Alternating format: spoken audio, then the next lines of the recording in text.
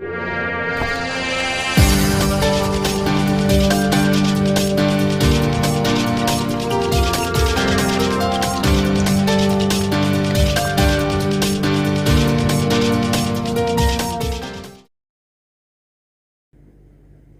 Friends, అందరికి నమస్కారం. నేను మీ శ్రీనాథరెడ్డి మిట్టపల్లి. ఇవాళ తారీఖు వచ్చి అక్టోబర్ 19, 2021 సంవత్సరం. ముందుగా ముస్లిం సోదరులందరికీ మిలాదున్ నబీ శుభాకాంక్షలు.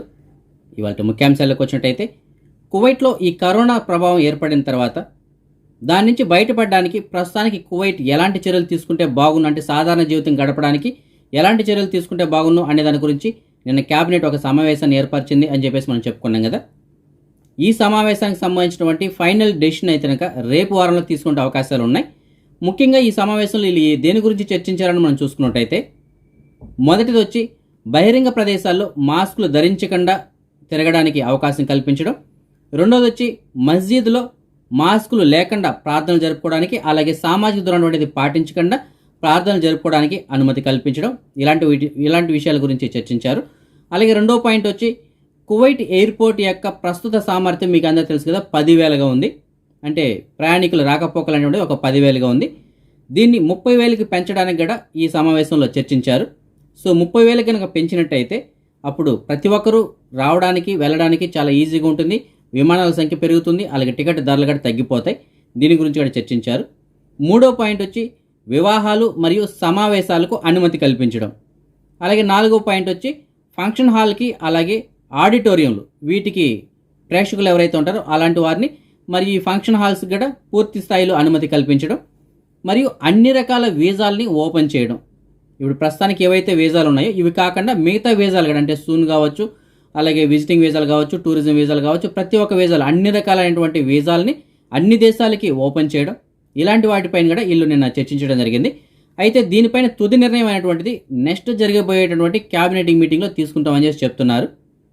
సో దీంట్లో ఇంకా ఏదైనా మార్పులు చేర్పులు ఉంటాయా, లేదంటే వీటిని ఎప్పటి నుంచి అమలు చేయాలి, వీటిపైన ఒక తుది నిర్ణయం రేపు వారంలో మనకు తెలుస్తుంది. దానికి సంబంధించిన ఫైనల్ అప్డేట్ వచ్చిన తర్వాత నేను మీకు తెలియజేస్తాను. కువైట్లో కరోనా పేషెంట్స్కి ట్రీట్మెంట్ అందించడానికి ఏర్పాటు చేసినటువంటి ఫీల్డ్ హాస్పిటల్స్లో కైరాన్ ఏరియాలో ఏర్పాటు చేసినటువంటి హాస్పిటల్ కూడా ఒకటి. ఈ హాస్పిటల్ని ఈ నెలాఖరికల్లా క్లోజ్ చేయబోతున్నారు. ఎందుకంటే కువైట్లో కరోనా కేసుల సంఖ్య గణనీయంగా తగ్గిపోయింది, రికవరీ రేటు చాలా బాగుంది, అలాగే మరణాలు కూడా గత కొద్ది రోజులుగా 0 ఉంది. ప్రస్తుతానికి కువైట్ దేశం మొత్తం మీద యాక్టివ్ కేసుల సంఖ్య ఒక 500 నుంచి 550 కేసులు మధ్యనే ఉన్నాయి. దీని కారణం చేత ఇప్పటికే చాలా హాస్పిటల్స్ని క్లోజ్ చేశారు. అందులో భాగంగానే ఈ కైరన్ హాస్పిటల్ని కూడా క్లోజ్ చేయబోతున్నారు. గడిచిన 17 నెలల్లో ఈ హాస్పిటల్లో సుమారుగా ఒక 11,000 మందికి ఈ కరోనా పేషెంట్స్కి ట్రీట్మెంట్ అందించారు. ఇక్కడ గమనించదగ్గ ఇంకో విషయం ఏంటంటే, ఈ హాస్పిటల్లో ఇప్పటి వరకు ఈ కరోనా కారణంగా ఒక మరణం కూడా సంభవించలేదు.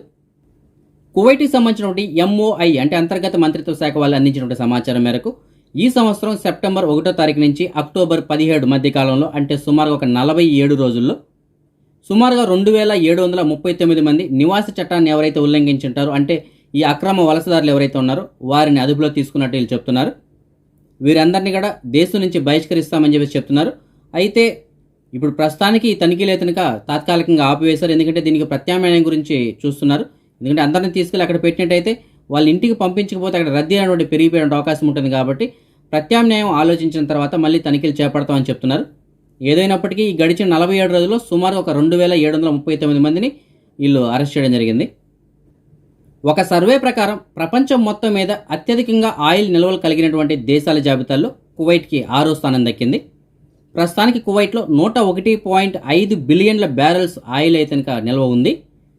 ఇది ప్రపంచం మొత్తం మీద నుండి ఆయిల్ నిల్వల్లో ఒక్క కువైట్లోని 6.6% ఉంది. అంటే మొత్తం ఎంతైతే ఉందో ప్రపంచంలో అందులో 6.6% ఒక కువైట్లోనే ఉంది. 5th రింగ్ రోడ్ దగ్గర ఉన్నటువంటి ఒక బ్రిడ్జ్ పై నుంచి ఒక వెహికల్ ప్రమాదవశాత్తు కింద పడిపోయింది. ఆ వెహికల్ని డ్రైవ్ చేస్తున్నటువంటి ఒక ప్రవాసీ డ్రైవర్కి తీవ్రమైనటువంటి గాయాలవడంతో దగ్గరలో ఉన్న ఫర్వానియా హాస్పిటల్ తరలించి అక్కడ అతనికి ట్రీట్మెంట్ అందిస్తున్నారు. పోలీసు వాళ్ళు చెప్తున్న దాని ప్రకారం ఆ డ్రైవర్ ఆ వెహికల్ పైన నియంత్రణ కోల్పోవడంతో ఈ ప్రమాదం జరిగినట్టు చెప్తున్నారు. ఫర్వానియా ఏరియాకి సంబంధించినటువంటి ఫైర్ సిబ్బంది అలాగే ట్రాఫిక్ డిపార్ట్మెంట్ వాళ్ళు ఆ కారుని అక్కడి నుండి తొలగించి ట్రాఫిక్ మొత్తాన్ని క్లియర్ చేశారు. కువైట్లోని అతిపెద్ద బ్రిడ్జ్ అయినటువంటి జాబర్ బ్రిడ్జ్ పై నుంచి ఇవాళ కూడా ఈజిప్ట్ దేశానికి సంబంధించిన ఒక వ్యక్తి ఆత్మహత్య చేసుకోవడానికి ప్రయత్నం చేశాడు. ఈ సమాచారాన్ని అందుకున్నటువంటి జాబర్ బ్రిడ్జ్ పైన పెట్రోలింగ్ విధులు నిర్వహిస్తున్నటువంటి పోలీసు వాళ్ళు హుటాహుటిని అక్కడ చేరుకొని ఆ వ్యక్తిని అదుపులో తీసుకున్నారు. ఆ వ్యక్తి చెబుతున్న దాని ప్రకారం అతనికి సుమారు ఒక 3,000 దినాల వరకు అప్పు ఉంది. దాన్ని తీర్చలేక ఆత్మహత్య చేసుకుంటున్నట్టు ఆయన చెప్పారంట. అయితే పోలీసు వాళ్ళు మాత్రం ప్రస్తుతానికి విచారణ కోసం చెప్పేసి అతన్ని స్టేషన్కి తరలించారు. గడిచిన 2 వారాల్లో ఈ బ్రిడ్జి పై నుంచి దూకి ఆత్మహత్య చేసుకోవడానికి ప్రయత్నించిన వారి సంఖ్య 3కి చేరుకుంది. అయితే అదృష్టవశాత్తు ఎవరికైనా ఎలాంటి ప్రమాదం జరగలేదు. ఈ సంఘటనలు మరొకసారి పునరావృతం అయితే కనుక కువైట్ ప్రభుత్వం దీనిపైన కఠినమైనటువంటి నిర్ణయాలు తీసుకోవడానికి అవకాశం ఉండొచ్చు బహుశా. ఎందుకంటే గతంలోనే హెచ్చరించారు, మళ్ళీ ఇలాంటి సంఘటన కూడా జరిగింది. బహుశా ఈ బ్రిడ్జి పైన ఎలాంటి వెహికల్స్ కానీ ఆపడానికి కూడా వీలు లేదు అని వాళ్ళు చెప్పినా కూడా మనం ఆశ్చర్యపోవాల్సిన అవసరం లేదు. మన సబ్స్క్రైబర్ ఒకరు మనకి మెసేజ్ పెట్టారు. అతను తనకు సంబంధించిన సివిల్ ఐడి కార్డ్ని మాల్యా ఏరియాలో పోగొట్టుకున్నారంట. ఆ సివిల్ ఐడి కార్డు పైన పేరు అయితే కనుక పనీంద్ర రెడ్డి నక్కా అని చెప్పేసి ఉంటుంది. సో ఫ్రెండ్స్, మీకు ఎవరికైనా సరే పనీంద్ర రెడ్డి నక్కా అన్న పేరు గల సివిల్ ఐడి కార్డు దొరికినట్టయితే మీకు డిస్ప్లేలో ఒక నెంబర్ ఉంది కదా, నెంబర్ కాల్ చేసి అతనికి సమాచారం అందించగలరు. మన సబ్స్క్రైబర్ ఒకరు మనకి మెసేజ్ పెట్టారు. అతను తనకు సంబంధించిన కారును అమ్మడానికి సిద్ధంగా ఉన్నారు. ఇది 2000కి సంబంధించినటువంటి ఈకో కార్. ఇది బండి మంచి కండిషన్లో ఉందంటే, ఇంజిన్ అన్ని పర్ఫెక్ట్గా ఉన్నాయి. కాకపోతే పెయింటింగ్ వర్క్ అయితే కనుక చేయించుకోవాల్సి ఉంటుందని చెప్తున్నారు. బండి మంచి తక్కువ ధరకే ఇచ్చేస్తామని చెప్తున్నారు. దీనికి సంబంధించిన పూర్తిల కోసం అయితే మీకు డిస్ప్లే ఒక నెంబర్ ఉంది కదా, నెంబర్ కాల్ చేసి పూర్తిలు కనుక్కొని వెళ్ళి కారు చూసి మీకు నచ్చితే తీసుకోవచ్చు. ఇంకొక సబ్స్క్రైబర్ మనకి మెసేజ్ పెట్టారు. అతను కూడా తనకు సంబంధించిన కారును అమ్మడానికి సిద్ధంగా ఉన్నారు. ఇది 2015కి సంబంధించినటువంటి టొయోటా యారిస్ కార్. ఇది బండి మంచి కండిషన్లో ఉందంట. దీనికి సంబంధించిన పూర్తిల కోసం అయితే మీకు డిస్ప్లే ఒక నెంబర్ ఉంది కదా, నెంబర్ కాల్ చేసి పూర్తిలు కనుక్కొని వెళ్ళి కారు చూసి మీకు నచ్చితే తీసుకోవచ్చు. ఇంకొక సబ్స్క్రైబర్ మనకి మెసేజ్ పెట్టారు. సాద్ అల్ అబ్దుల్లా ఏరియాలోని ఒక జమియా దగ్గర ఇతనికి ఒక పర్సు దొరికిందంట. ఆ పర్సులో driving licence, civil ID card ఉన్నాయని చెప్తున్నారు. ఆ సివిల్ ఐడి కార్డు పైన పేరు అయితే కనుక తూఫిక్ సుంక్సులా అని చెప్పేసి ఉంది. సో ఫ్రెండ్స్, మీకు ఎవరికైనా సరే తూఫిక్ సుంక్సులా అనేటువంటి అతను తెలిసినట్టయితే అతనికి చెప్పండి. తనకు సంబంధించిన civil ID card, driving licence మీకు డిస్ప్లేలో నెంబర్ ఉంది కదా, ఆ నెంబర్ గల దగ్గర వెళ్ళి కలెక్ట్ చేసుకోమని చెప్పండి. అదే మనం ఈ మనీ ఎక్స్చేంజ్ విషయానికి వచ్చినట్టయితే ఒక కువైటీ దినార్ మన భారతదేశం రూపీస్లో 247 రూపాయల 21 పైసలుగా ఉంది. అదే బంగారం విషయానికి వచ్చినట్టయితే కువైట్లో ఉన్న మాల్యాలో ఉన్నటువంటి సూకల్వతియాలో ఉన్న ఎఫ్కే జ్యువెలర్స్ వాళ్ళు అందించినటువంటి సమాచారం మేరకు 1 గ్రాము బంగారం వచ్చి 22 క్యారెట్ల బంగారం అయితే 16 దినార్ల 700 పిలుసుగా ఉంది. అదే 24 క్యారెట్ల బంగారం అయితే 17 దినార్ల 341 పిలుసుగా ఉంది. ఇప్పుడు మనం ఈ కరోనా వ్యాధికి సంబంధించినటువంటి అప్డేట్స్ చూద్దాం. ముందుగా మనం కువైట్ విషయానికి వచ్చినట్టయితే కువైట్కి సంబంధించిన ఆరోగ్య శాఖ వాళ్ళు ఇవాళ రిపోర్ట్ ఇంకా విడుదల చేయలేదు. ఇవాళ రిపోర్ట్ రాగానే యూట్యూబ్లోని కమ్యూనిటీలో పోస్ట్ చేస్తాను, అక్కడ మీరు చెక్ చేసుకోవచ్చు. అదే మనం నిన్నటి విషయానికి వచ్చినట్టయితే నిన్న కువైట్ మొత్తం మీద 36 కొత్త కరోనా కేసుల మోదే 39 మంది ఈ కరోనా నుంచి కోలుకున్నారు. ఒకరు ఈ కరోనా కారణంగా చనిపోవడం జరిగింది. భారతదేశం విషయానికి వచ్చినట్టయితే ముందుగా మన భారతదేశంలో మనం నిన్నటి విషయంగా చూసుకున్నట్టయితే నిన్న దేశం మొత్తం మీద సుమారుగా 12,339 కొత్త కరోనా కేసుల మోదే 19,460 మంది ఈ కరోనా నుంచి కోలుకున్నారు. 164 మంది ఈ కరోనా కారణంగా చనిపోవడం జరిగింది. అదే మనం ఇవాళ విషయానికి వచ్చినట్టయితే ఇవాళ ఇప్పటివరకు మనకు అందినటువంటి సమాచారం మేరకు 14,874 కొత్త కరోనా కేసుల మోదే 19,066 మంది కరోనా నుంచి కోలుకున్నారు. 194 మంది కరోనా కారణంగా చనిపోవడం జరిగింది. ఇంకా దేశవ్యాప్తంగా సుమారుగా 1,72,206 మంది కరోనా వ్యాధి ట్రీట్మెంట్ తీసుకుంటున్నారు.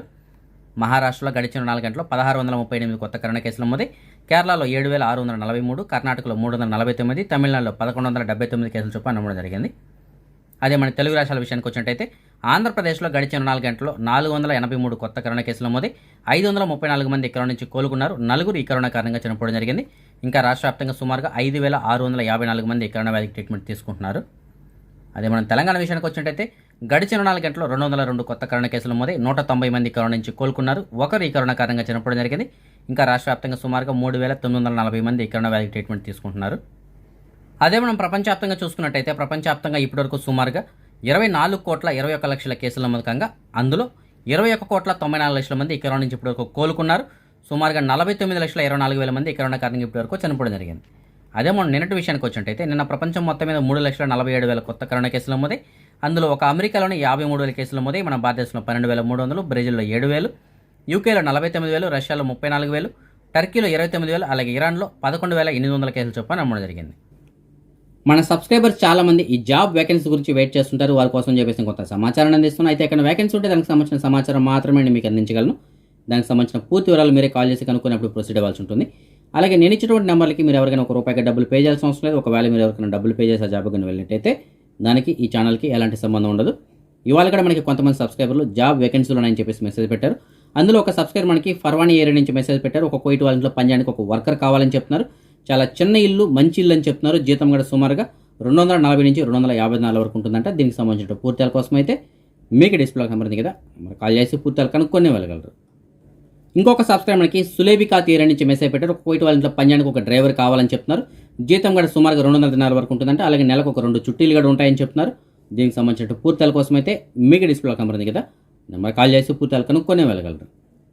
ఇంకొక సబ్స్క్రైబర్కి రౌద ఏరియా నుంచి మెసేజ్ పెట్టారు. ఒక కోయిట్ వాళ్ళ ఇంట్లో క్లీనింగ్ కోసం అని చెప్పేసి ఒక వర్కర్ కావాలని చెప్తున్నారు. జీతం కూడా సుమారుగా 220 దినాల వరకు ఉంటుందంటే, అలాగే నెలకు ఒక 2 చుట్టీలు కూడా ఉంటాయని చెప్తున్నారు. దీనికి సంబంధించిన పూర్తిల కోసం అయితే మీకు డిస్ప్లేలో కనబడుతుంది కదా, నెంబర్ కాల్ చేసి పూర్తిలు కనుక్కొని వెళ్ళగలరు.